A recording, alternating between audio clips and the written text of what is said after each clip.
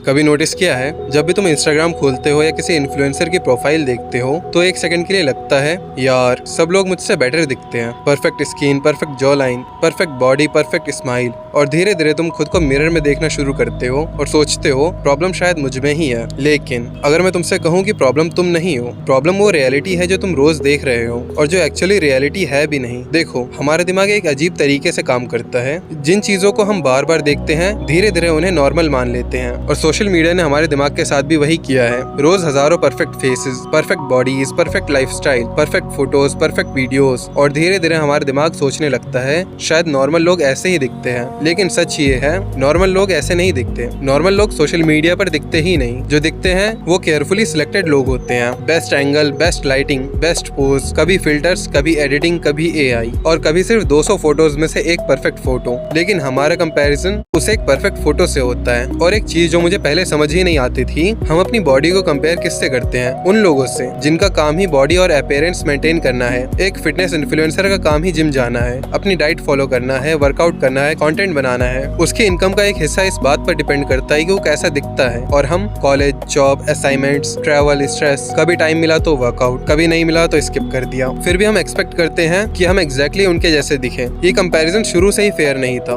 तुम सिर्फ उनका रिजल्ट देख रहे हो, उसकी पूरी लाइफ नहीं। और सिर्फ बॉडी ही नहीं, स्किन के साथ भी यही होता है। कोई परफेक्ट लाइटिंग में वीडियो शूट करता है, कोई कैमरा फिल्टर यूज करता है, कोई एडिटिंग, और कभी कभी तो एक फोटो अपलोड करने से पहले उसमें इतनी एडिटिंग होती है कि रियल और एडिटेड में डिफरेंस समझाना ही मुश्किल हो जाता है। फिर भी हमारा दिमाग उस एडिटेड फेस को नॉर्मल मान लेता है और जब हम मिरर में खुद को देखते हैं तो लगता है हम में ही कोई प्रॉब्लम है। और साइकोलॉजी में इसे सोशल कंपैरिजन कहते हैं। हम नेचुरली खुद को दूसरों से कंपेयर करते हैं, लेकिन पहले हम 20-30 लोगों से कंपेयर करते थे, स्कूल, मोहल्ला, कॉलेज, और आज रोज हजारों एडिटेड फेस से। और नेचुरली कोई भी इंसान उस कंपैरिजन में जीत नहीं सकता। और ऑनेस्टली मैं भी कभी कभी ये फील करता था। फिर मैंने एक चीज नोटिस करी, जिन क्रिएटर्स को मैं परफेक्ट समझता था, जब उनकी नॉर्मल फोटो या बिहाइंड द सीन देखी तो रियलाइज हुआ वो भी नॉर्मल इंसान ही है, बस सोशल मीडिया पर उनका बेस्ट वर्जन दिखाई देता है। और उस दिन मुझे एक लाइन समझ आई, सोशल मीडिया ने हमें बिलीव करा दिया है कि एक्स्ट्रा ऑर्डिनरी ही नॉर्मल है और शायद इसीलिए इतने सारे लोग अपनी अपीयरेंस से खुश नहीं है। तो अब सॉल्यूशन क्या है? सबसे पहले ये समझना कि तुम अपनी रियल लाइफ को किसी और के हाईलाइट से कंपेयर कर रहे हो और ये कंपैरिजन तुम कभी जीत ही नहीं सकते। दूसरी बात, अगर तुम अपनी बॉडी इंप्रूव करना चाहते हो या अपनी स्किन पर ध्यान देना चाहते हो तो वो अपने लिए करो, किसी इन्फ्लुएंसर के जैसे दिखने के लिए नहीं, क्योंकि हमेशा कोई ना कोई तुमसे बेटर दिखेगा। और अगर तुम उस रेस में उतर गए तो फिनिश लाइन कभी नहीं आएगी। और शायद इसीलिए आज इतने सारे लोगों को लगता है कि सब उनसे बेटर दिखते हैं। रियलिटी में सब नहीं, बस एल्गोरिथम तुम्हें उन्हीं लोगों को दिखाता है।